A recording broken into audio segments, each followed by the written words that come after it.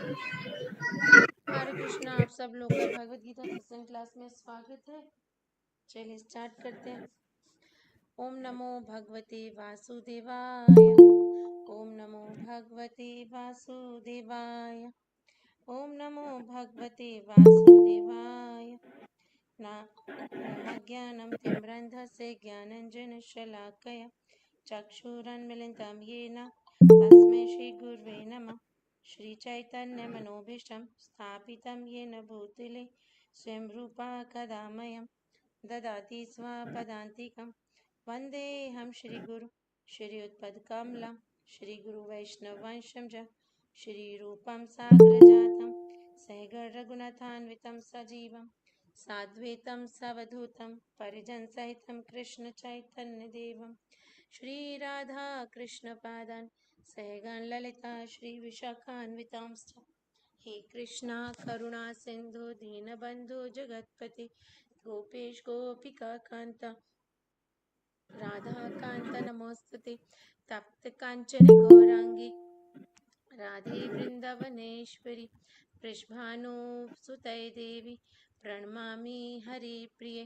वाञ्छाकल्पतरुभ्यश्च कृपा सिन्धुभ्येव च पतितानां पावनेभ्यो वैष्णवेभ्यो नमो नमः। जय श्री कृष्ण चैतन्य प्रभु नित्यानंद श्री अद्वैता गदाधर श्रीवासादि गौर भक्तवृंद। हरे कृष्णा कृष्ण कृष्ण हरे हरे हरे राम राम राम हरे हरे। हरे कृष्णा कृष्ण कृष्ण हरे हरे हरे राम राम राम हरे हरे। हरे कृष्णा कृष्ण कृष्ण हरे हरे हरे राम राम राम हरे हरे। हरे कृष्णा। हम पढ़ रहे श्रीमद् भगवत गीता चैप्टर 6 ध्यान योग, जहाँ हमने देखा भगवान अर्जुन को सबसे पहले निष्काम कर्मयोग के बारे में बता रहे हैं, निष्काम कर्मयोग को ग्लोरीफाई कर रहे हैं। देन भगवान अष्टांग योग बताते हैं, 2 स्टेजेस, आरूरुक्षा एंड आरूरोहा। आरूरुक्षा जो इनिशियल स्टेज होती है, यम नियम आसन एंड प्राणायाम। आरूढ़ा जो एडवांस स्टेज होती है, ध्यान प्रत्याहार ध्यान धारणा समाधि। ठीक है, तो जो आरूरुक्षा स्टेज होती है भगवान कहते हैं वो इनिशियल स्टेज है, और इसमें हम अपनी प्रिस्क्राइब ड्यूटीज नहीं छोड़ सकते। जैसे अगर हम इसे भक्ति योगा में देखें तो क्योंकि जो आरूरुक्षा स्टेज होती है वो सेंसेस को कंट्रोल करने के लिए और सेंसेस को प्योर करने के लिए होती है, ठीक है ना। और जब वो प्योर हो जाते हैं तब आते हैं हम प्रत्याहार। प्रत्याहार मतलब जब हम एक्सटर्नल वर्ल्ड से अपने सेंसेस को क्या करते हैं, विड्रॉ करते हैं, ठीक है ना। तो उसके लिए हम घर में नहीं रह सकते हैं, तो अष्टांग योग का प्रोसेस में हमको जंगल में जाना ही पड़ता है, इसलिए कलयुग के अंदर ये प्रोसेस रिकमेंडेड नहीं है। ओके, तो जो इनिशियल स्टेज होती है अगर हम भक्ति योगा से इसे कंपेयर करें तो कहीं भी भगवान ने रिकमेंड नहीं किया कि हम अपनी प्रिस्क्राइब ड्यूटीज या जो हम भी अपने कार्य कर रहे हैं उन्हें छोड़े। भगवान ने बोला है उन कार्य को कृष्ण को समर्पित करते हुए करें, सो दैट हमारे जो सेंसेस हैं बिल्कुल प्योर हो जाए। क्योंकि अगर बिना सेंसेस को शुद्ध किए बिना हमने अपनी ड्यूटीज को छोड़ा और सोचा कि हम वृंदावन चले जाएं और भक्त बन जाएं, तो ऐसे लोग ही क्या करते हैं, सोसाइटी में हैवॉक क्रिएट करते हैं, क्योंकि उनके जो इंद्रियां हैं वो शुद्ध तो हुई नहीं है, तो वो ना तो भक्ति कर सकते हैं और मटेरियल वर्ल्ड में भी उनकी जो मन है वो घूमता रहेगा। तो वो क्या होते हैं, एक तरीके से बोगस बोगस डिवोटीज है ना। ऊपर से दिखा रहे हैं भक्त हैं, बट अंदर से मन किस में है, भौतिक संसार में। तो इसीलिए अपनी प्रिस्क्राइब ड्यूटीज करनी है भगवान को ऑफर करते हुए बिना किसी फल की इच्छा किए हुए। तो निष्काम कर्म योग में हमें ये practice Hare Krishna Mataji, your voice is breaking. I don't सबके लिए know ब्रेक हो for रही है। mine Hare or Krishna. everyone. माताजी ब्रेक नहीं हो नहीं माताजी। किस किस के लिए ब्रेक हो रही है वो हैंड रेस कर दें बस, जिनके लिए ब्रेक हो रही है।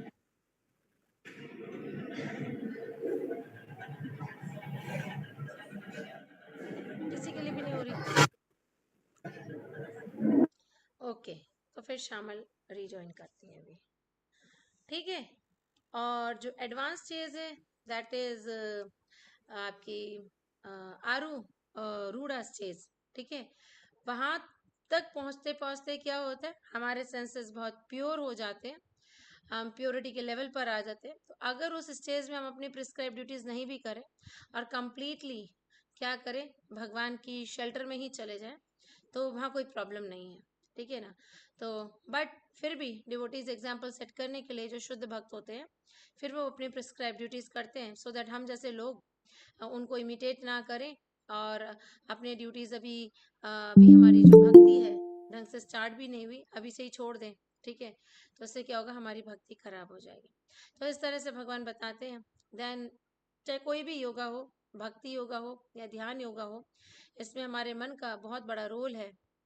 तो इसलिए भगवान वर्स नंबर 5 और 6 में मन के बारे में डिस्कशन करते हैं कि अर्जुन, ये जो मन है इसको कंट्रोल करना है, ठीक है ना। और मन का बहुत बड़ा रोल रहता है, हमारी लाइफ में जितनी भी प्रॉब्लम्स हैं हमारे मन की वजह से ही हैं। तो इसलिए भगवान कह रहे हैं कि जो मन है, इसी मन से हम अपना उद्धार कर सकते हैं, और इसी मन से हम अपने आप को लोअर स्पीशीज में, मतलब ये मन ही है जिसकी वजह से हम भगवत धाम पहुंच सकते हैं, और ये मन ही है जिसकी वजह से हम लोअर स्पीशीज में कोई कीड़ा मकोड़ा, कोई वर्म भी बन सकते हैं। सोचिए कितनी बड़ी चीज है कि हम अपने साथ ही किसको लेकर घूम रहे हैं, अपने बेस्ट फ्रेंड को और बेस्ट एनिमी को। हमें बाहर कहीं जाने की जरूरत नहीं है अपना बेस्ट फ्रेंड और बेस्ट एनिमी देखने के लिए। हमारा मन ही है जो बाहर की दुनिया में हमारा शत्रु होगा, वो तो हमारी इस मटेरियल बॉडी को ही हार्म पहुंचाएगा, इससे ज्यादा वो कुछ और नहीं कर सकता, ठीक है ना। बट जो हमारे अंदर है मन, वो इतना बड़ा शत्रु है कि वो हमारे शरीर को हार्म नहीं, वो हमारी आत्मा को ही हार्म पहुंचा देगा। मतलब आत्मा का धर्म है कि भगवान की सेवा करना, आत्मा का जो रियल घर है वो भगवत धाम है, वो उसको वहां जाने से रोक देगा और इसी भौतिक जगत में रॉट होने के लिए छोड़ देगा। इतना बड़ा रोल है मन का। तो इसीलिए भगवान बोल रहे हैं कि उदाहरेत आत्मना आत्मनम ना आत्मनम अवसादयेत आत्म एव ही आत्मना बंधु आत्मा एव रिपु आत्मना, कि जो कंट्रोल्ड मन है वो हमारा मित्र है, और जो अनकंट्रोल्ड मन है वो हमारा क्या है, शत्रु है। मन की सहायता से हम अपना उद्धार कर सकते हैं, और मन की सहायता से हम अपने आप को नीचे गिरा सकते हैं। तो इस मन को कंट्रोल कैसे करें? मार्केट में कोई मेडिसिन मिलती है? नहीं मिलती। इसकी मेडिसिन है हरे कृष्ण महामंत्र। इसकी मेडिसिन है जब हम अपने आप को, अपने मन को, अपने इंद्रियों को सिर्फ और सिर्फ भगवान की शरण में लगाते हैं, भगवान की सेवा में लगाते हैं। क्योंकि भगवान जो है वो इंद्रियों के स्वामी हैं, और सिर्फ भगवान ही हमारे मन को, हमारे इंद्रियों को कंट्रोल कर सकते हैं। जैसे कुरुक्षेत्र के युद्ध में अर्जुन के सेंसेस को और मन को भगवान ने कंट्रोल किया, जब अर्जुन ने बोला कार्पण्य दोषो पह स्वभाव प्रच्छामि धर्म सम मूढ़ चेता, कि ओ कृष्णा, मैं अपना धर्म भूल गया हूँ, ठीक है, और मैं अब आपको सरेंडर करता हूँ। तो जैसे ही अर्जुन ने अपने सरेंडर किया और विश्वास दिलाया कि आप ही मेरे गुरु हो, और इस मुश्किल घड़ी में सिर्फ आप ही मुझे इस मुश्किल से बाहर निकाल सकते हो, मैं किसी की भी शरण नहीं लूंगा। जैसे कि भगवान बोल रहे हैं सर्व धर्मानाम परित्यज्य, कि सब धर्मों को त्यागो और मेरी शरण लो। तो वही अर्जुन ने किया। अर्जुन न भीष्म पितामह की शरण में गया, न गुरु द्रोण की शरण में गया, न अपने नाना की शरण में गया, न अपने भाई युधिष्ठिर की शरण में गया। उसने सिर्फ और सिर्फ कृष्ण की शरण ली, और ये विश्वास दिलाया कि आप मेरे गुरु हो, मैं आपका शिष्य हूँ, प्लीज अब आप मुझे एडवाइस करें। तब भगवान ने उसे एजुकेट करना स्टार्ट किया, और भगवान ने उसकी इंद्रियों को क्या करा, कंट्रोल कर लिया। और जैसे ही भगवान ने उसकी इंद्रियों को कंट्रोल किया, उसका रिजल्ट हम जानते हैं, अर्जुन विजयी हुआ। तो अगर हमें भी विजयी होना है, ठीक है, इस जो मन है जो हमारा इतना भटकता है, इतना हमको परेशान करता है बेवजह छोटी छोटी बातों को लेकर, छोटी बात है बड़ी बात, ठीक है ना, तो इस पे विजय प्राप्त की जा सकती है जब इस मन को हम भगवान की सेवा में लगाएं। अब मन को भगवान की सेवा में लगाया जा सकता है इंद्रियों की सहायता से, ठीक है। तो हमें अपने सेंसेस को सबसे पहले क्या करना है, भगवान की सेवा में लगाना है। अपनी टंग से हरे कृष्णा महामंत्र का जप करना है। हरे कृष्णा महामंत्र को जप करने का कोई भी रूल्स एंड रेगुलेशन नहीं है कि मतलब आप सुबह कर सकते हैं, आप शाम को नहीं कर सकते, आप दोपहर को नहीं कर सकते। जिस मर्जी समय करिए, जहां भी बैठे हैं वहां करिए, किसी भी परिस्थिति में किसी भी जगह पर इस मंत्र का जाप किया जा सकता है। मुंह से बोलकर किया जा सकता है, जरूरी नहीं कि हाथ में हमारे माला ही हो। माला नहीं है तो हम बैठे बैठे मन ही मन में हरे कृष्णा महामंत्र का जप कर सकते हैं। और ये एक ऐसा यज्ञ है कि हम कहीं भी बैठ के करें, किसी भी अवस्था में बैठ के करें, हमको कृष्ण प्रेम देता है। सोचिए कितनी बड़ी चीज दे रहा है और कहीं भी बैठ के इसको हम कर रहे हैं। तो यही एक उपचार है, उपाय है जिससे हम अपने मन को कंट्रोल कर सकते हैं। इस जीवा से भगवान का नाम लें और इस जीवा से सिर्फ भगवान का प्रसाद हम खाएं और अपने अदर सेंसेस को भी हम भगवान की सेवा में लगाएं। तभी जो हमारा मन है वो हमारा बेस्ट फ्रेंड बन पाएगा, ठीक है, और हमको सही राह दिखाएगा। जैसे हमने ड्राइवर का एग्जाम्पल लिया था कि जैसे एक ड्राइवर है, अगर ड्राइवर हमारे कंट्रोल में है तो वो करेगा गाड़ी में बैठकर जो हम उससे करवाना चाहेंगे, जहां हम जाना चाहते हैं। बट अगर ड्राइवर हमारे कंट्रोल में नहीं है तो वो हमें किसी गलत जगह लेकर जा सकता है। तो एग्जैक्टली मन अगर हमारे कंट्रोल में नहीं है, और 99.9% लोगों का मन कंट्रोल में नहीं है, तभी लोग कुछ भी उल्टे सीधे काम करते हैं। और जिनका मन, और उसके बाद भी खुश नहीं रहते हैं और फिर अलग अलग पाप कर्म करते रहते हैं खुश रहने के लिए। पर जिन लोगों का मन कंट्रोल में है, उनके पास कुछ ना होते हुए भी वो कितना खुश रहते हैं। वो खुद भी खुश रहते हैं और दूसरों की लाइफ में भी खुशी लाते हैं। और जो दूसरे लोग हैं, ना तो वो खुद खुश रहते हैं, और जब खुद खुश नहीं रहते तो दूसरों की लाइफ में क्या खुशी लाएंगे। वही तो देंगे जो हमारे पास होगा, ठीक है ना। तो इस तरह से भगवान मन के बारे में बता रहे हैं और कह रहे हैं कि बंधुर आत्मना आत्मना तस्य ये न आत्मना आत्मना जित अनात्मना तू शत्रुत्वे वर्तते आत्म शत्रुवत। जिसने मन को जीत लिया उसके लिए मन सर्वश्रेष्ठ मित्र है। क्यों सर्वश्रेष्ठ मित्र है? क्योंकि इसी मन के द्वारा हम भगवत धाम पहुंच सकते हैं। अब इस मन में, क्योंकि एक मन ही है जिसमें हमारी इच्छाएं रहती हैं, अब ये मित्र इसलिए बन जाता है क्योंकि अब इस मन में भौतिक इच्छाएं नहीं रहती। अब इस मन में सिर्फ और सिर्फ कृष्ण आके बैठ जाते हैं, तो कृष्ण को सर्व करने की ही इच्छा रहती है। तो इसीलिए मन वही है, पर पहले मटीरियल था, अब वो स्पिरिचुअल हो गया। पहले वो एनिमी था और अब वो फ्रेंड हो गया, है ना। तो पर जो कोई ऐसा नहीं कर पाया उसके लिए सबसे बड़ा शत्रु है। शत्रु इसीलिए है क्योंकि उसके अंदर सारी भौतिक इच्छा है, और अगर वो भौतिक इच्छा लेकर बैठा है तो बार बार इसी भौतिक जगत में उसको परेशान करने के लिए वो मन अलग अलग शरीर दिलवाएगा। तो इसी मन की वजह से हमको डिफरेंट डिफरेंट बॉडीज मिलती हैं, कभी मनुष्य की, कभी देवता की, कभी इसकी, कभी हाथी की, कभी घोड़े की, जिस मर्जी की भी आप सोच लीजिए, ठीक है ना, पेड़ की, पौधों की, सिर्फ मन। तो इलाज किसका कर रहा है? मन का। ट्रीटमेंट क्या है? हरे कृष्णा महामंत्र। अब कोई कहेगा मन ही नहीं लगता, तो मन कहाँ से लगेगा? क्योंकि मन तो अभी बहुत बड़ा दुश्मन बना बैठा है, ठीक है ना। मन तो शैतान है, वो तो भागेगा। बट अभी हमें समझ में आ गया कि मन को तो फ्रेंड बनाना है। ट्रीटमेंट भी हरे कृष्णा महामंत्र है, ठीक है। कुछ नहीं होता, हम करेंगे, क्योंकि यही एंटीबायोटिक है हमारी बीमारी की। जैसा कोई इन्फेक्शन हो जाता है तो एंटीबायोटिक लेनी पड़ती है ना, अच्छी तो किसी को भी नहीं लगती। एग्जैक्टली हरे कृष्णा महामंत्र वो एंटीबायोटिक है, under the guidance of bonafide guru, ठीक है। तब उसका रियल बेनिफिट मिलता है हमको। ओके, तो फिर वो हमारा बेस्ट फ्रेंड बन जाएगा। देन भगवान हमको बताते हैं कि जिन लोगों ने अपने मन को जीत लिया उनके सिम्टम्स क्या हैं। तो भगवान कहते हैं वो परमात्मा को प्राप्त कर चुके हैं, उनको शांति, जो कहते हैं ना चैंट एंड बी हैप्पी, ये उन लोगों के लिए है होता है कि हमेशा हैप्पी, हमेशा हैप्पी। क्योंकि हम लोग जो परेशान रहते हैं वो रहते किसकी वजह से? मन में डिफरेंट डिफरेंट जो इच्छाएं रहती हैं, मन में इधर उधर के जो थॉट्स रहते हैं, ये वो फला ढिमका, पता नहीं क्या क्या चीजें मन में रहती हैं। बट अभी तो मन में कुछ भी नहीं है, खाली तो मन नहीं रह सकता। तो अभी मन में कौन है? कृष्ण है। और जो कृष्ण है वहां से तो सारा आनंद निकल रहा है, ठीक है। तो इसीलिए शांति, आनंद और कुछ होता ही नहीं है, ठीक है। और ऐसे जो लोग होते, शीतोष्ण सुख दुखेशु तथा मान अपमानयो। सुख दुख, सर्दी गर्मी, मान अपमान उनके लिए एक जैसे हैं। क्या मतलब? वो सुख में दुख का अनुभव करते हैं क्या? या दुख में वो बहुत, उनकी लाइफ में मिजरीज हैं और तब भी वो सुख का अनुभव कर रहे हैं?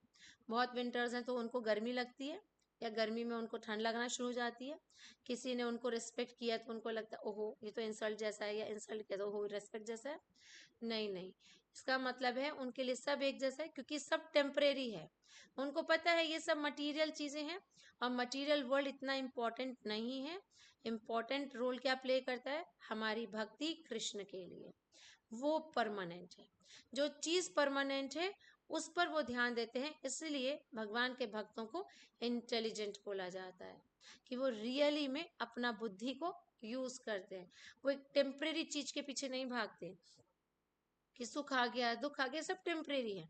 आज सुख है कल दुख आ जाएगा, कल दुख है, this it is a matter of time, कि आज टाइम ऐसा है कि हम बहुत अच्छा फील कर रहे हैं, कल ऐसा टाइम है कल हम बड़ा दुख फील कर रहे हैं। आज सर्दी है तो हमेशा सर्दी नहीं रहती, गर्मी भी आ जाती है। आज एक पर्सन ने हमको बहुत रिस्पेक्ट दे दी, कोई बड़ी बात नहीं, वही पर्सन 1 महीने बाद हमको बहुत अच्छे से इंसल्ट भी कर दे। No guarantee at all. सही बता रही हूँ, एम आई राइट और रॉन्ग? किसी का भरोसा है आजकल? बताइए। नहीं नहीं माता माता जी। जी, यहाँ तो अपनों का ही नहीं, अपनों के संग ही मिल जाता है, कभी इंसल्ट कभी प्यार। है ना? जी माता तो जी। एक भक्तों के केस में यस आप माता थोड़ी जी। सी गारंटी ले सकते हो, क्योंकि भक्तों को इस चीज का पता होता है, वैष्णव अपराध होता है। बाकी कहीं और कुछ भी नहीं आपको उम्मीद रखनी चाहिए, क्योंकि सब टेम्परेरी है। ये कि हम सोचे ओहो आज हमारा इतना मान सम्मान हो गया, ये तो परमानेंट ही हो गया, अरे कोई बड़ी बात नहीं, 2-4 दिन बाद अब हमारा अपमान ही हो जाए। तो ऐसे जो डिवोटीज होते हैं ना, जो इतनी एडवांस स्टेज पे चले जाते हैं, उन्हें पता होती है चीजें, इसलिए उन्हें ना किसी चीज का फर्क नहीं पड़ता, कि अगर किसी ने उनकी बहुत रिस्पेक्ट करी है तो वो बड़े ही खुश हो गए, ओहो क्या मिल गया पता नहीं, ठीक है। या किसी ने उनकी इंसल्ट कर दी, कुछ हो गई तो क्रोधित से हो गए, है ना, और गुस्सा से हो गए कि अब हम नहीं आएंगे। नहीं नहीं, कुछ भी ऐसा नहीं होता, उन्हें पता है ये सब टेम्परेरी है। और हम जो सामने वाले तुम्हारे लोग हैं वो क्या है, बिल्कुल अज्ञानी है। इसी का बहुत अच्छा इंसिडेंट मेरे को भी याद आया महाभारत से। जब कुरुक्षेत्र का युद्ध होने वाला था, तो जो विदुर महाराज थे, जो पर्सनल एडवाइजर थे धृतराष्ट्र के, आपको पता ही होगा, महाभारत तो सबने देखी होगी, बी आर चोपड़ा की, है ना, विदुर थे ना। तो वो पर्सनल एडवाइजर थे धृतराष्ट्र के। तो वो धृतराष्ट्र को समझा रहे कि ओ धृतराष्ट्र अब भी टाइम है, समझ जाओ, तुम्हारा जो पुत्र है ना, जो दुर्योधन है, ये पूरे वंश के लिए कलंक है, ये तुम्हारे पूरे वंश को ले डूबेगा। एक इसी पुत्र के अंधे प्यार की वजह से आज यहाँ तक की स्थिति आ चुकी है कि इतना बड़ा युद्ध होने वाला है। तो दुर्योधन एक ऐसा वायरस था, मैं हमेशा बोलती हूँ, कि जिसने 18 दिन में 64 करोड़ लोगों को मार दिया। सोचिए कितना खतरनाक वायरस था दुर्योधन नाम का, है ना। तो इस तरह से विदुर महाराज समझा रहे हैं धृतराष्ट्र को कि अभी भी अपने पुत्र को तुम रोक लो, बहुत बड़ा नुकसान होने से बच जाएगा, उसके प्यार में इतने अंधे मत बनो। अब ये बात क्या होता है, दुर्योधन वहां आकर सुन लेता है। अभी दुर्योधन तो बहुत ही ज्यादा एटीट्यूड वाला पर्सन है ना, उसमें मैनर्स नहीं है बिल्कुल भी। अब कितने बड़े हैं विदुर महाराज तो, और वो इतने बुरे से उनका इंसल्ट करता है कि तुम हमारा ही खाते हो, और हमारे बारे में ही गलत बोलते हो, निकल जाओ इस महल से, और बस इस महल से तुमको अपनी सांसों को लेकर निकलना है, और शरीर पे 2 कपड़े लेकर, ठीक है, कुछ भी यहाँ से और लेकर नहीं जाओगे। इस तरह से दुर्योधन क्या करते हैं, विदुर महाराज को इतना इंसल्ट करते हैं। और विदुर महाराज तो प्योर डिवोटी, तो उनको बुरा नहीं लगता इस चीज का बिल्कुल। विदुर महाराज को वो ये नहीं सोचते ओ मैंने कितना सेवा करा धृतराष्ट्र, और धृतराष्ट्र एक शब्द भी नहीं बोला मेरे उसके लिए, और मैं कभी यहाँ नहीं आऊंगा, या कर्स वर्स दे दिया होने, कुछ भी नहीं। बल्कि जो वो एज अ डिवोटी उन्होंने सोचा ये मेरे लिए बहुत एक अच्छी अपॉर्चुनिटी है, और नहीं तो मैं यहीं पर ही महल में ही रहता हूँ। अब मैं क्या करूंगा, जब दुर्योधन ने ऐसा बोल ही दिया मेरे लिए, तो मैं क्या करता हूँ, सब तीर्थ यात्राओं पे जाता हूँ। तो विदुर महाराज तीर्थ यात्राओं पे निकल गए। तो विदुर महाराज ने कुरुक्षेत्र के युद्ध में पार्टिसिपेट नहीं किया था। तो जब युद्ध खत्म हो गया तो वो वापस आए, और वापस आके अभी पांडवास जीत चुके हैं, उनको अपना राज्य मिल चुका है, और वो युधिष्ठिर महाराज से और धृतराष्ट्र से मिलने आते हैं। वो इसलिए नहीं आते कि युधिष्ठिर तो मेरा प्रिय है और उसको राज्य मिल चुका है तो अब वो मुझे महल में बहुत अच्छे से रखेगा, इस उससे नहीं आते। किस उससे आते कि जो धृतराष्ट्र है, देखिए कितना इंसल्ट किया दुर्योधन ने, और धृतराष्ट्र ने कुछ भी नहीं बोला, ना भी आते विदुर महाराज। तो भी उनको, जो भक्त होते हैं, कभी अपने मान अपमान को नहीं देखते, उन्हें अदर लिविंग एंटिटीज की हमेशा चिंता रहती है। तो उन्हें पता था कि जो धृतराष्ट्र है वो अपने भौतिक जीवन से कितना आसक्त है, ठीक है, और कितना शेमलेस है वो, कि पांडवों ने ही उनके पुत्रों को मारा और अब उन्हीं के महल में रहकर उनकी सेवा भी ले रहा है। तो इसको निकालूं मैं यहाँ से, इसको सही ज्ञान दूं, सो दैट ये भी भगवान की भक्ति में करे। तो धृतराष्ट्र के लिए विदुर महाराज वापस आए और उनको ज्ञान दिया, और धृतराष्ट्र को खैर समझ भी आ गया और वो निकल गए। सब भागवतम में आएगा कैंटो 1 में। तो मैं आपको बता रही हूँ कि एक एग्जाम्पल ऐसा, कि जो ऐसे भक्त होते हैं उनके लिए मान अपमान ये सब क्या होते हैं, एक जैसा होता है, क्योंकि उन्हें पता है ये सब टेम्परेरी है। सही चीज क्या है, परमानेंट चीज क्या है, भगवान की भक्ति। वो उस पर फोकस करते हैं। जैसे विदुर महाराज ने फोकस किया कि अब मुझे कृष्ण भक्ति करने का अच्छा मौका मिलेगा, मैं होली प्लेसेस पे जाता हूँ और अपनी भक्ति को क्या करता हूँ, बढ़ाता हूँ। ठीक है, ओके। देन वर्स नंबर 8 में भगवान क्या कहते हैं, ज्ञान विज्ञान तृप्तात्मा कूटस्थो विचितेन्द्रिया युक्त इति चिते योगी समलोष्ट्र काम कंचना, कि वह व्यक्ति आत्म साक्षात्कार को प्राप्त तथा योगी कहलाता है और अपने अर्जित ज्ञान तथा अनुभूति से पूर्णतया संतुष्ट रहता है। ज्ञान विज्ञान तृप्तात्मा, ज्ञान जो अभी हम ले रहे हैं थ्योरेटिकल, विज्ञान जब हम इसको प्रैक्टिकली अपनी लाइफ में इम्प्लीमेंट करते हैं, तो उस अनुभूति से जब हम भगवान के इंस्ट्रक्शंस को अपनी लाइफ में इम्प्लीमेंट करते हैं, जो हम सुनते हैं, तो वो जो हमें अनुभूति होती है, हमको उसमें आनंद मिलता है। हाँ, हमको ऐसे बोला गया, हमको आनंद आ रहा है। जैसे हमें बोला गया कि हमको भगवत गीता के बारे में, हमें भगवत गीता सुनना चाहिए, हमें भक्तों से सुनना चाहिए, हमें हरि नाम लेना चाहिए, हमें ब्रह्म मुहूर्त में उठना चाहिए। और जब हम ऐसा करते हैं, ये सुना और फिर उसको इम्प्लीमेंट करते हैं, तो अपने अनुभव से पाते हैं कि हाँ, बहुत अच्छा लगता है।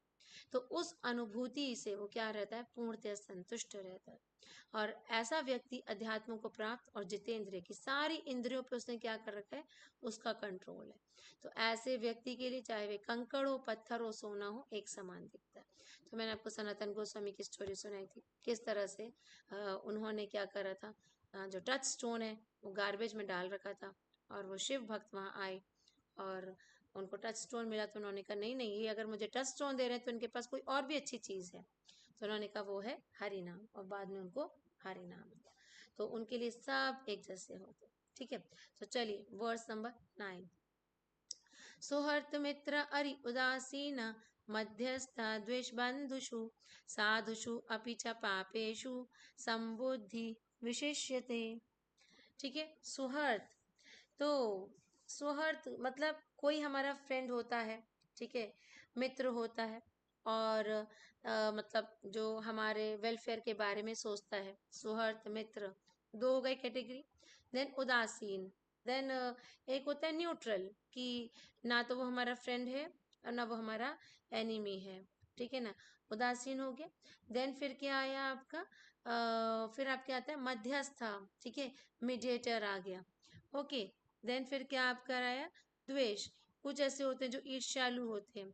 बंधुषु, कुछ ऐसे होते हैं जो हमारे सगे संबंधी होते हैं। कुछ साधु हो गए, कुछ पापी लोग हो गए, ठीक है। इस तरह से ईर्ष्यालु, शत्रु, मित्रु, पुण्य, पापियों को वो कि कोई भी कैटेगरी हो, ठीक है, कि वो हितैषी हैं, प्रिय मित्र हैं, मध्यस्थ हैं, ईर्ष्यालु हैं, शत्रु हैं, मित्र हैं, पुण्य आत्माएं हैं, पापी हैं, सबके लिए वो उसका जो विजन है वो इक्वल होता है, समान भाव से।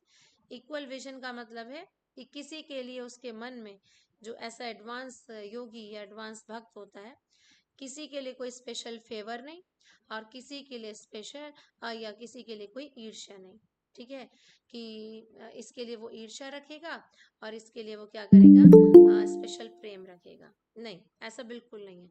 वो सबको समझता है कि यस, उसका जो विजन है बिल्कुल इक्वल हो जाता है, और सबको देखता है कि सबके हृदय में परमात्मा ही बैठे हैं, सब भगवान के ही अंश हैं। किसी के लिए कोई स्पेशल वो नहीं, कोई भी अगर उससे भक्ति मांगने आएगा तो वो उनको देगा। वो ये सोचकर नहीं बोलेगा अरे नहीं नहीं, तुम तो बहुत ईर्ष्यालु हो, तुम्हें भक्ति नहीं दूंगा। जैसे नारद मुनि, कोई भी उनके कांटेक्ट में आता है तो वो सबको भक्ति देने के लिए तैयार है, ठीक है। वो ये नहीं सोच कहते कि तुम इतने पापी हो। शिला प्रभुपाद, कोई भी उनके कांटेक्ट में आया तो प्रभुपाद ने कोई डिस्क्रिमिनेशन नहीं किया कि तुम तो मलिच हो, तुम तो नॉनवेज खाते हो, तुम तो ये करते हो, तुम हरि नाम नहीं ले सकते, नहीं। सबको हरि नाम दिया, सबको ओपनली हरि नाम दिया। और उसी हरि नाम की वजह से ऐसे ऐसे लोग भी देखिए शुद्ध वैष्णव बन गए, भक्त बन गए, ठीक है ना। तो वे और भी उन्नत माना जाता है, और भी उन्नत की सबको एक इक्वल विजन से, चाहे कोई भी है, भगवान का वो अंश है। और कोई डिस्क्रिमिनेशन नहीं कि किसी से हेट कर रहा है, किसी से लव। तो जैसे भगवान ने सम्मोहम सर्वभूतेषु, सेम ऐसे भक्त होते हैं, ठीक है ना। तो इस तरह से भगवान बता रहे हैं। चलिए वर्स नंबर 10। योगी युजता सततम आत्मनम रहसी स्थिता एकाकी यत चित आत्मा निराशी अपरिग्रह। Translation and purport is given by His Divine Grace Srila Prabhupada. Srila Prabhupada की जय। योगी को चाहिए कि वे सदैव अपने शरीर, मन तथा आत्मा को परमेश्वर में लगाए। तो अब यहाँ पे बताया जा रहा है कि जो ये जो एडवांस स्टेज है हमारी, इसको प्राप्त कैसे किया जाता है, एक योगी बन कैसे सकता है, मतलब किस तरह से उसको, चाहे अष्टांग योग हो चाहे भक्ति योग हो, उसको किस तरह से क्या है कार्य करना चाहिए।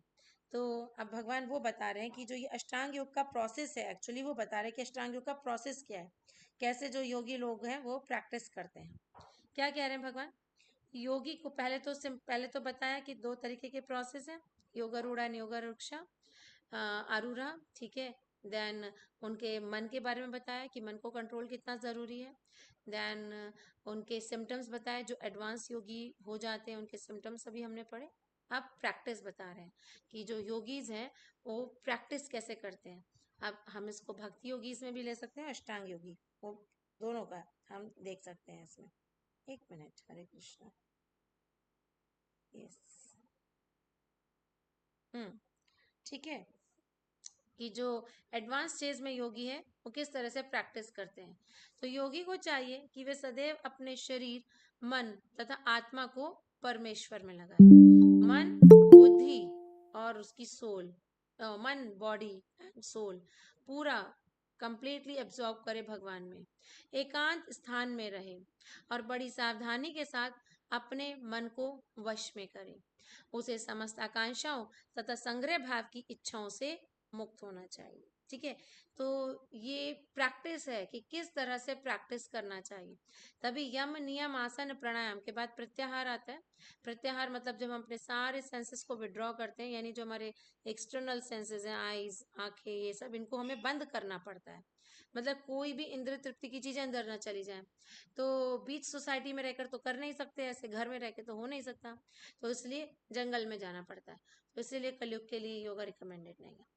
कलयुग के लिए से भक्ति योगा है कि आप घर में रहकर हरि नाम लीजिए और भगवान की सेवा में लगिए, सारे सेंसेस खुले रखिए सिर्फ भगवान की सेवा के लिए, और जो मटेरियल डिजायर्स है उनके लिए उन्हें शट कर लीजिए, ठीक है।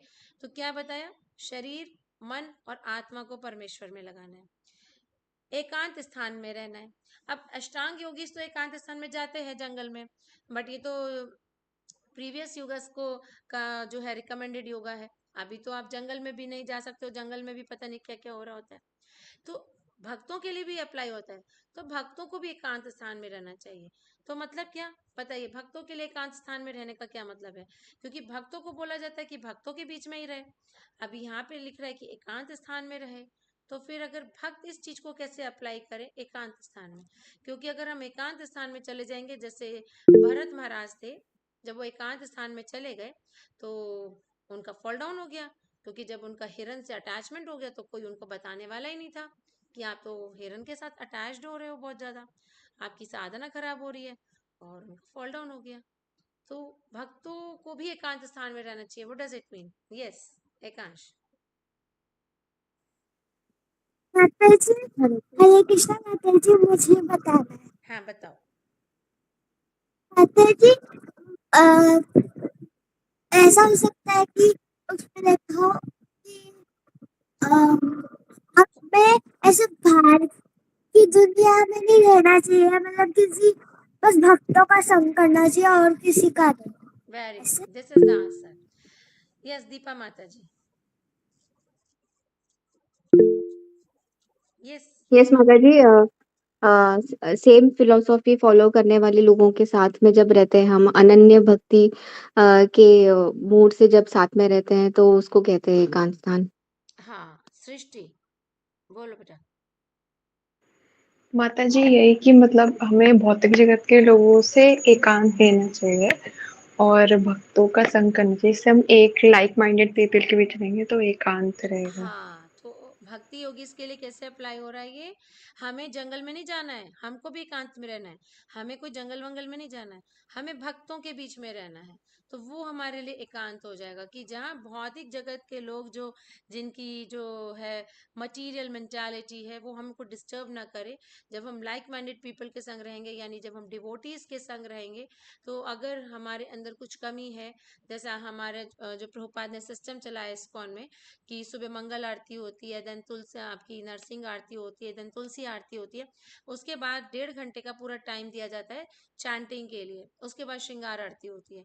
तो वहीं कॉरिडोर में जो आपका कोर्ट यार्ड होता है टेम्पल का, उसमें जो टेम्पल हॉल होता है उसी के अंदर बैठ करके सारे भक्त जपा कर रहे होते हैं।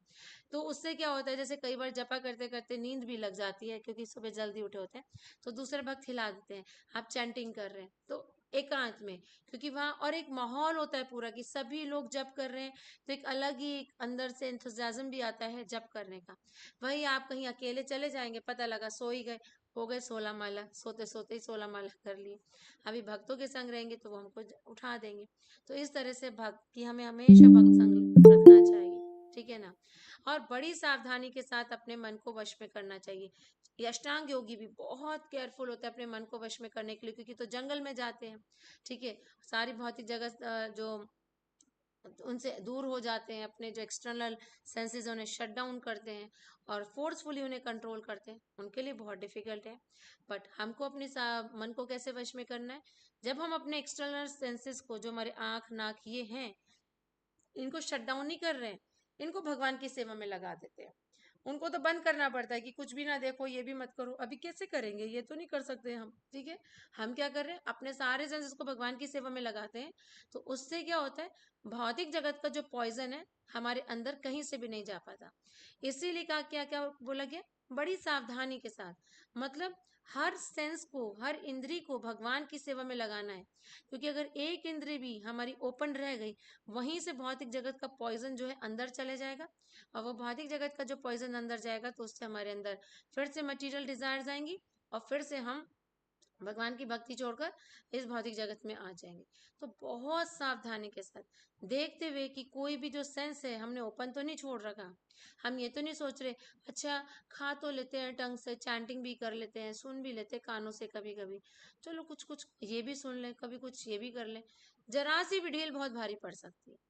स्टार्टिंग जब हमने भक्ति की करी है, ठीक है, वहां प्रैक्टिस कर रहे हैं, अभी हमें इतना वो नहीं है, धीरे धीरे धीरे धीरे, बट हमें इस लेवल तक पहुंचना है कि बस 100% एंगेज हो जाए हमारे सेंसेस, और अपने आप हमारा जो टेस्ट है ना मटेरियल वर्ल्ड से क्या होता है, खत्म होते चले जाता है। क्योंकि इतनी टेस्टी चीज अंदर जा रही होती है तो डर्टी चीज थोड़ी अच्छी लगेगी। मटेरियल वर्ल्ड की सारी चीजें ऐसे ही है, टेम्परेरी, तो वो तो टेस्टी भी नहीं है। अभी तो कृष्ण तो बहुत टेस्टी है, उनकी हर चीज कितना अच्छी है, तो वो अपने आप हमारा जो है टेस्ट खत्म होते चले जाता है। तो बहुत ध्यान रखना है कि हमने अपने सारे सेंसेस भगवान की सेवा में लगा रखे कि नहीं लगा रखे, ठीक है। तो उससे हमारा जो मन है वो कंट्रोल रहता है। उसे समस्त आकांक्षाओं तथा संग्रह भाव की इच्छा से मुक्त होना चाहिए। तो ये एडवांस योगी के बारे में बताया है, ठीक है। कोई आकांक्षा नहीं रखते हैं ऐसे योगी, और कोई पोजीशन उनके अंदर नहीं होता ये मेरा है, नहीं, कुछ नहीं। तो एग्जैक्टली हमको भी ऐसे ही, ठीक है। ठीक है, अभी हमारी वो स्टेज नहीं है, अभी हमारे अंदर तो बहुत एक डिजायर्स हैं, तो उनको फोर्सफुली दबाना नहीं चाहिए, ठीक है। कि भगवान के सामने जा रहे हैं तो बोल नहीं रहे हैं, चैंटिंग कर रहे हैं तो चाहे हमारे मन में मटेरियल डिजायर्स आ रही हैं, नहीं, हमें भगवान के सामने ना उन्हें प्रेजेंट करना चाहिए कि मुझे ना ये मटेरियल डिजायर्स आती हैं, मेरा मन करता है कि मेरे पास ये हो, अभी आप देखो आपको क्या करना है, क्योंकि इससे मेरा चैंटिंग में मन नहीं लगता है। तो जब हम इसे भगवान पे छोड़ देंगे ना, बस फिर भगवान का काम है कि वो हमको वो देंगे या नहीं देंगे, और फिर हमें फ्री होकर चैंटिंग करना चाहिए। ये नहीं कि भगवान के सामने तो जाके बोल रहे भगवान हमें शुद्ध भक्त बना दो, शुद्ध भक्त बना दो, चैंटिंग कर रहे काश ये होता, काश वो होता तो ये हो जाता। तो ये क्या हो जाएगा, हिपोक्रेट। कि सामने जाते हैं भगवान के तो कुछ और बोलते हैं, मन में कुछ और चलता है, और भगवान तो सब देख रहे हैं, सब सुन रहे हैं। तो जैसे है वैसे प्रेजेंट करो अपने आप को भगवान के सामने कि भगवान ये चल रहा है मन में, ये मिल जाएगा तो मुझे ऐसा लगता है मैं खुश हो जाऊंगी। मुझे नहीं पता बट मुझे ऐसा लग रहा है, ये आपको ही पता होगा, तो प्लीज इसका सोल्यूशन आप ढूंढो। मिलना है नहीं मिलना आप जानो, मेरा चैंटिंग में आप मन लगाओ। छोड़ दिया भगवान के ऊपर, अब भगवान देखेंगे। तो ऐसे हमें प्रैक्टिस करना चाहिए, तो धीरे धीरे क्या होगा, हमारी प्योरिटी आएगी और अपने आप हमारे अंदर से मटेरियल डिजायर्स फिनिश होंगे। अगर सप्रेस करेंगे फोर्सफुली, बिना ज्ञान के उनको दबाएंगे ना, तो और बाहर निकलती है। तो इसीलिए अपने सेंसेस को भगवान की सेवा में लगाना है, और धीरे धीरे खुद ही मटेरियल डिजायर्स हमारी खत्म हो जाएंगे। तो इससे किस चीज पे पहुंचेंगे, धीरे धीरे एडवांस। तो ये यहाँ पे भगवान बता रहे हैं कि किस तरह से जो एडवांस स्टेज में योगी है, ठीक है ना, तो योगारूढ़ स्टेज में जो है वो हमेशा समाधि की स्टेज में रहता है, शरीर मन और आत्मा को परमेश्वर में लगा के रखता है, एकांत स्थान में रहता है, बड़ी सावधानी से अपने मन को वश में करता है, कोई आकांक्षा नहीं होती उसके अंदर, और कोई भी संग्रह भाव यानी चीजों को इकट्ठा करने की इच्छा नहीं होती, क्योंकि उसे पता है सब टेम्परेरी। तात्पर्य भाई श्रील प्रभुपाद, कृष्ण की अनुभूति ब्रह्म परमात्मा श्री भगवान के विभिन्न रूपों में होती है। ठीक है, तो भगवान को हम 3 एस्पेक्ट्स में जानते हैं। पहला है ब्रह्म, देन दूसरा है परमात्मा, एंड देन है श्री भगवान, जो हम डायरेक्टली भगवान की सेवा करते हैं 2 हैंडेड फॉर्म की। तो जो ज्ञानीज होते हैं, जो निराकारवादीज होते हैं, वो भगवान को ब्रह्म मानते हैं कि भगवान जो है वो निराकार है, और वो एक लाइट है। तो जो भगवान की बॉडी से ब्रह्म ज्योति निकलती है, जो लाइट निकलती है, उसको ब्रह्म ज्योति बोलते हैं। और वो सोचते हैं कि जो भगवान है ना वो यही है, लाइट है, इसके ऊपर कुछ नहीं है वो, और उसको क्रॉस ही नहीं कर पाते वो, क्योंकि भगवान को 2 हैंडेड फॉर्म जो है भगवान की, वो सबसे कॉन्फिडेंशियल फॉर्म है, जो गोलोक वृंदावन की फॉर्म है। ठीक है, वहां तक पहुंचना बहुत टफ है, वहां तक सिर्फ वही भक्त पहुंच पाते हैं जो भगवान की प्रेमा भक्ति तक पहुंच जाते हैं। वो फॉर्म नहीं देख सकता कोई 2 हैंडेड फॉर्म। ठीक है, भगवान किसी को भी नहीं दिखाते, वो सिर्फ उन्हीं भक्तों को देखने मिलता है जो प्रेम भक्ति तक पहुंचते हैं। तो अभी और प्रेमा भक्ति तक पहुंचा जाता है भगवान की इंस्ट्रक्शंस को फॉलो करके, यानी उनकी सेवा करके प्रमाणिक गुरु के निर्देशन में। तो ब्रह्म, तो जो निराकारवादी हैं वो क्या सोचते हैं कि भगवान की जो है कोई फॉर्म नहीं है। परमात्मा जो योगीज हैं, ठीक है, तो वो भगवान को जस्ट अपने हृदय में एज ए परमात्मा रूप में देखते हैं। वो भी भगवान का 2 हैंडेड फॉर्म नहीं देखते, उनका भी पर्पस ये होता है कि परमात्मा स्वरूप तक पहुंचने का, कि उनको अष्ट सिद्धियां मिल जाए। ठीक है, और देन 2 हैंडेड फॉर्म जो श्री भगवान का, that is the complete form. ये भी भगवान का रियलाइजेशन ही है।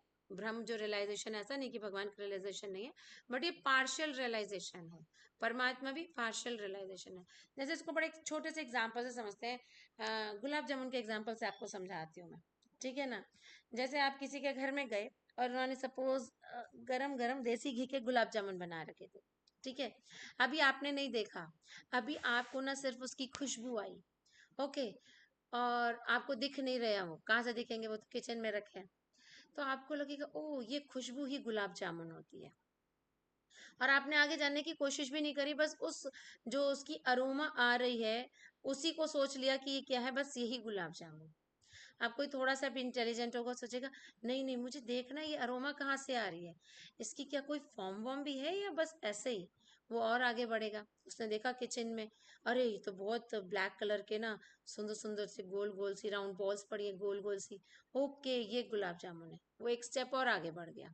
ठीक है, तो जिसने खाली खुशबू वो देखी, स्मेल करी थी, वो हो गया भ्रम रियलाइजेशन, कि वहीं तक अटक गया है ना। वो सोच रहा है कि बस गुलाब जामुन यही है, मतलब भगवान यही है, लाइट तक। एक स्टेप आगे बढ़ा कोई, कि जिसको रियलाइज हुआ कि नहीं, हो सकता है कि जो ये भ्रम है इनकी कोई फॉर्म भी हो, है ना, जो सत और चित हो, जो इटरनल उनकी फॉर्म भी हो और वो नॉलेजेबल भी हो। यस, तो वो पहुंच गया भगवान की परमात्मा फॉर्म तक, 4 हैंडेड फॉर्म तक। जैसे वो पर्सन पहुंच गया गुलाब जामुन तक, देख लिया उसने। ठीक है, अब आया नेक्स्ट, थर्ड, कि नहीं नहीं देखने से काम नहीं चलेगा, ये गुलाब जामुन का रियल टेस्ट तो जब ही पता चलेगा जब हम इसे खाएंगे। अब उसने क्या करा, मुंह में डाल लिया, खा लिया। रियल आनंद गुलाब जामुन का किसको मिला, बताइए।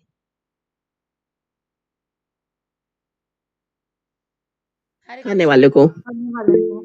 माता जी जिसने मुंह में डाला खाया उसका टेस्ट खाना नहीं है। खाया जिसने हाँ। खाया वो गुलाब जामुन का टेस्ट ले जिसने पाए। खाया यस, तो इसी जी तरह से जो जिसने श्री खाया भगवान, जिसने टेस्ट किया हाँ ओके ठीक है, जिसने खा लिया उसको रियल आनंद मिल गया गुलाब जामुन का। तो भगवान वो आनंद है।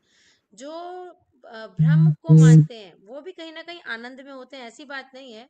और वो भी मटेरियल वर्ल्ड से बिल्कुल दूर होते हैं, वो कोई भौतिक इंद्र को अपनी तृप्त नहीं कर रहे। बट वो जो आनंद है ना, वो बहुत छोटा आनंद बना गया है उस आनंद के सामने जो भगवान के साथ कनेक्ट करके करने के बाद आनंद है। जैसे गुलाब जामुन की खुशबू और एक गुलाब जामुन को खाने के आनंद में कितना डिफरेंस है। अभी तो सिर्फ खुशबू लेकर ही इतने मोहित हो गए थे, सोच लिए अगर खा लिया तो कितना आनंद आएगा। सेम कि अभी तो बस लाइट से ही इतने प्रभावित हो गए कि वहीं हमें आनंद मिल रहा है। अगर साक्षात उस लाइट के सोर्स तक पहुंच गए और सोचिए कितना आनंद होगा। ठीक है, तो ब्रह्म वो परमात्मा जिसने देखा, यानी जो योगीज होते हैं वो फॉर्म देख लेते हैं अपने हृदय में। देन भक्त वो जो श्री भगवान के चरणों की साक्षात सेवा करते हैं। तो इनको सबसे ज्यादा आनंद मिलता है। ये सबसे ज्यादा, जैसे गुलाब जामुन खाने वाले को सबसे ज्यादा आनंद मिला। ठीक है, तो संक्षेप में कृष्ण भावनामृत का अर्थ है भगवान की दिव्य प्रेम भक्ति में निरंतर प्रवृत्त रहना। किंतु जो लोग निराकार ब्रह्म अथवा अंतर्यामी परमात्मा के प्रति आसक्त होते हैं वे भी आंशिक रूप से कृष्ण भावना भावित ही है। तो जो ये जो ब्रह्म को मानते हैं या परमात्मा को मानते हैं, है ना, जो निराकार मानते हैं, वो भी पार्शियल कृष्ण कॉन्शियसनेस में है, बट उनको इतना आनंद नहीं मिल रहा है क्योंकि निराकार ब्रह्म कृष्ण की ही आध्यात्मिक किरण है और परमात्मा कृष्ण का सर्वव्यापी आंशिक विस्तार है। इस प्रकार निर्विशेषवादी तथा ध्यान योगी भी अपरोक्ष रूप से कृष्ण भावना भावित होते हैं। प्रत्यक्ष कृष्ण भावना भावित व्यक्ति सर्वोच्च योगी होता है।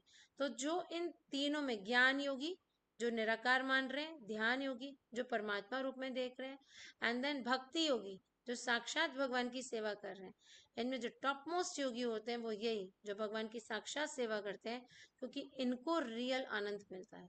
क्योंकि ऐसा भक्त जानता है कि ब्रह्म क्या है, परमात्मा क्या है, उसका परम सत्य विषय ज्ञान पूर्ण होता है। जबकि निर्विशेषवादी तथा ध्यान योगी अपूर्ण रूप से कृष्ण भावना भावित होते हैं, पार्शियल कृष्ण कॉन्शियसनेस में, कंप्लीट कृष्ण कॉन्शियस नहीं।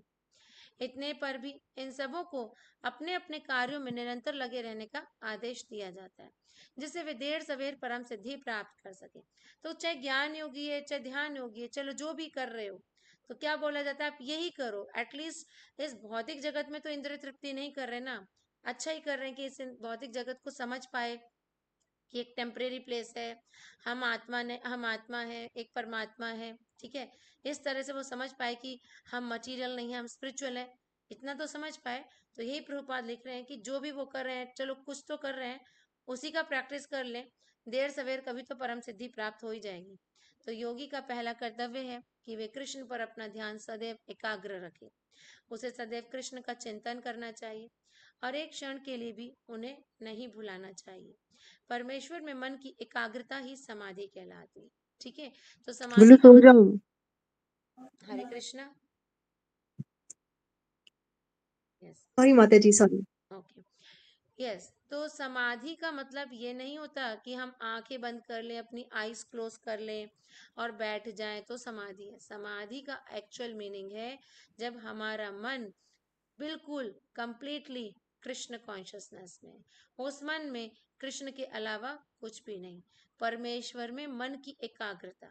ठीक है, मतलब सिर्फ हमारा मन भगवान में लगा हुआ है, हम कुछ भी काम करते हैं तो वो as a matter of duty करते हैं और हमारे मन में कृष्ण के अलावा कोई भी चीज नहीं, किसी के लिए कोई द्वेष नहीं, किसी के लिए कोई ग्रजेस नहीं, कुछ भी नहीं, कोई कमी नहीं हम किसी के अंदर देख रहे, वो ऐसा है वो ऐसा है उसके अंदर इतनी कमी, कोई नहीं, मतलब कुछ नहीं, सबको एक नजर से देख रहे हैं, जो जैसा भी है सब भगवान के अंश हैं, सभी कंडीशनड हैं, तीन मोड से सब सतोगुण रजोगुण तमोगुण के प्रभाव में है।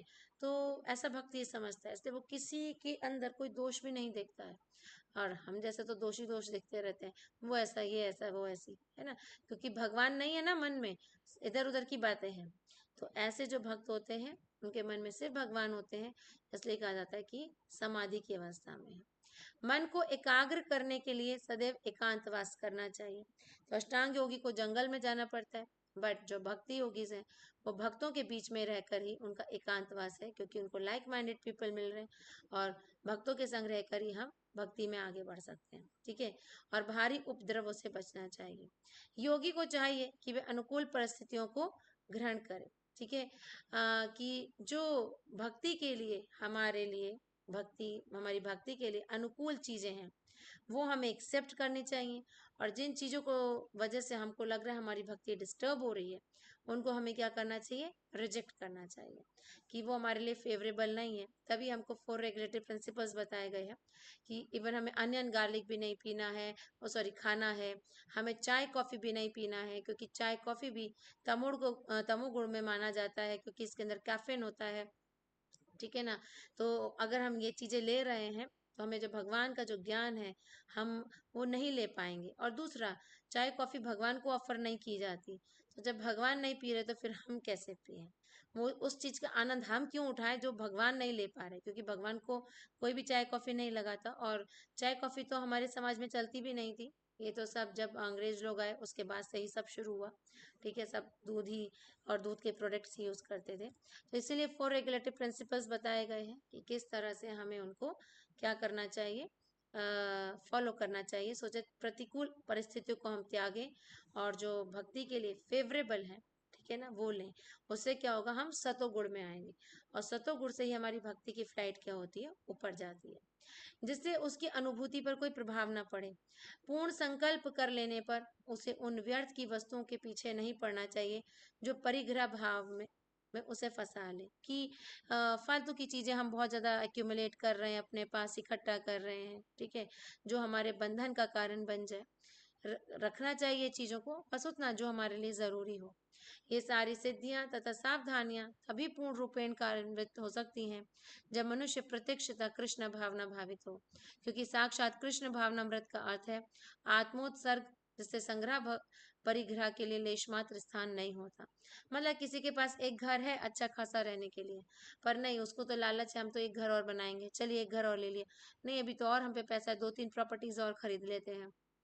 तो इससे क्या हो रहा है, उसका मन कृष्ण से हटेगा। अगर इतना ही पैसा है तो उसे भगवान की सेवा में लगा दीजिए, जाके इस्कॉन टेम्पल में दे दीजिए। ठीक है, सो दैट भगवान की सेवा हो। बहुत जरूरत है लक्ष्मी की। ठीक है ना, तो इसीलिए अपने लिए इकट्ठा करेंगे तो उसमें उतना ही मन पड़ेगा। हमें ये नहीं सोचना चाहिए कि हमारी पास जो लक्ष्मी है उससे टेम्पल्स चल रहे हैं, भगवान को जरूरत है, नहीं। भगवान के भक्तों के पास तो भगवान अरेंजमेंट करा देंगे। इससे हमारा ही फायदा है कि हम इस भौतिक जगत में नहीं फंसेंगे। ठीक है, नहीं तो बार बार इसी भौतिक जगत में आएंगे, इतना इस भौतिक जगत की चीजों से अटैचमेंट रखेंगे तो श्रील रूप गोस्वामी कृष्ण भावनामृत का लक्षण इस प्रकार देते हैं। अनासक्त से या विषयान यथाहुम भुंजतः निर्बंध कृष्ण संबंधे युक्त वैराग्य मुच्यते प्रपंचित या बुद्ध्या हरि संबंधी वस्तुना मुमुक्षु भी परित्यागो वैराग्यम फल्गु कथ्यते। कि जब मनुष्य किसी वस्तु के प्रति आसक्त न रहते हुए कृष्ण से संबंधित हर वस्तु को स्वीकार करता है, तभी वे परिग्रह तत्व से ऊपर स्थित रहता है। दूसरी ओर जो व्यक्ति कृष्ण से संबंधित प्रत्येक वस्तु को बिना जाने त्याग देता है, उसके वैराग्य को फाल्गु वैराग्य कहते हैं। तो क्या बोला गया है इसमें, कि कोई भी चीज जो भगवान की सेवा में लाई जा सकती है उसको बेमतलब में नहीं त्यागना चाहिए। ठीक है, जैसे फॉर एग्जाम्पल कोई सोचे अच्छा कृष्ण की भक्ति के लिए तो हम तो बड़े अच्छे से घर में रहते हैं, नहीं नहीं इतने अच्छे घर में भक्ति कैसे होगी, चलो उसे बेच देते हैं, हम झोपड़ी में रह लेते हैं। तो उस स्टेज पे पहुंच गए हैं कि झोपड़ी में रह सकते हैं, बिना एसी के रह सकते हैं? नहीं रह सकते ना। तो फिर ये क्या होगा, ये ड्रामा हो जाएगा, फाल्गु वैराग्य हो जाएगा। हमें क्या करना है, जो हमारे पास चीजें हैं उसको भगवान की सेवा में लगाना है। ठीक है, बहुत अच्छा घर है, बहुत अच्छी बात है, भगवान की सेवा में लगाएं, कीर्तन भजन करें, भक्तों को बुलाएं, प्रोग्राम्स करें अपने घर में, है ना, तो अच्छा घर होगा, ज्यादा भक्त आ पाएंगे उसके अंदर। तो इस तरह से वो घर भगवान की ही मटेरियल एनर्जी का बना हुआ है, भगवान की सेवा में लगाना चाहिए। अननेसेसरली उसे क्यों त्यागना है? तो ये कि जो कृष्ण की सेवा में काम लाई जा सकती है चीज, जैसे लक्ष्मी, हम सोचे नहीं नहीं हम ज्यादा लक्ष्मी अपने पास नहीं रखेंगे, अगर आ रही है एक्स्ट्रा कॉन्शियस एफर्ट्स करके नहीं, अपने आप से आ रही है, जो हमारा डेली रूटीन का बिजनेस है या जो भी प्रोफेशन है, लक्ष्मी आ रही है, हम सोचे नहीं नहीं हम इसको नहीं रखेंगे अपने पास, नहीं तो इस मोह माया में फंस जाएंगे। कोई मोह माया में नहीं फंसेंगे। अगर लक्ष्मी आ रही है तो आने दीजिए, उस लक्ष्मी को अगर हम अपनी इंद्रियों की तुष्टि के लिए यूज करेंगे तो डेफिनेटली इस भौतिक जगत में फंसेंगे, ठीक है ना। बट अगर उसी लक्ष्मी को हम भगवान की सेवा में यूज करेंगे तो वो रियल वैराग्य है ना। तो ये चीज की आ रही है चीज और भगवान की सेवा में लगाई जा सकती है, बट बिना जाने उसे त्याग दें, दैट इज कॉल्ड फाल्गु वैराग्य। बट हमें पता है कि वो चीज आ रही है हम पे और हम भगवान की सेवा में लगा सकते हैं, तो उसमें लगाना चाहिए। इससे हमारा भी प्योरिफिकेशन है और लक्ष्मी की तो जरूरत है ही है। अननेसेसरली क्यों त्यागे जब चीज आ रही है और उसे भगवान की सेवा में लगाया जा सकता है।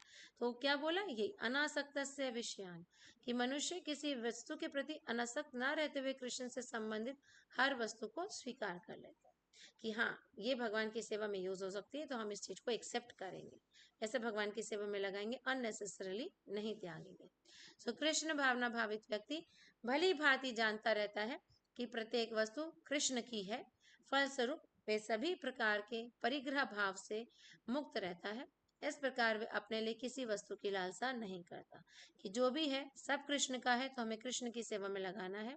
वे जानता है कि किस प्रकार कृष्ण भावनामृत के अनुरूप वस्तुओं को स्वीकार किया जाता है और कृष्ण भावनामृत के प्रतिकूल वस्तुओं को त्याग किया जाता है, कि ये चीज हमारे कृष्ण भावनामृत के लिए हार्मफुल है।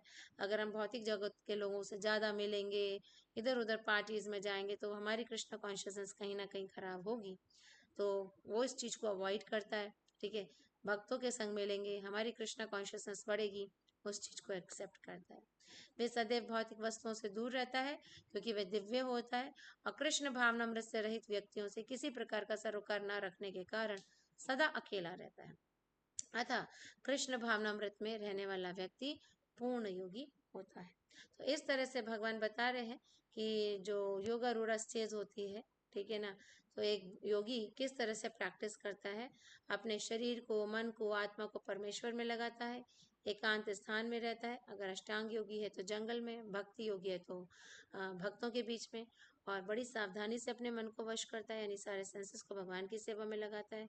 समस्त आकांक्षाओं और संग्रह भाव की इच्छाओं से वो मुक्त रहता है, क्योंकि यही चीजें हमको कृष्णा से दूर करती हैं। तो अगर हम इनसे फ्री रहेंगे और जो भी कुछ हमारे पास है अगर वो कृष्ण भावना भावित संग में यूज किया जा सकता है तो उसे भगवान की सेवा में लगाना चाहिए, सो दैट हम मटेरियल डिजायर से फ्री हो सके।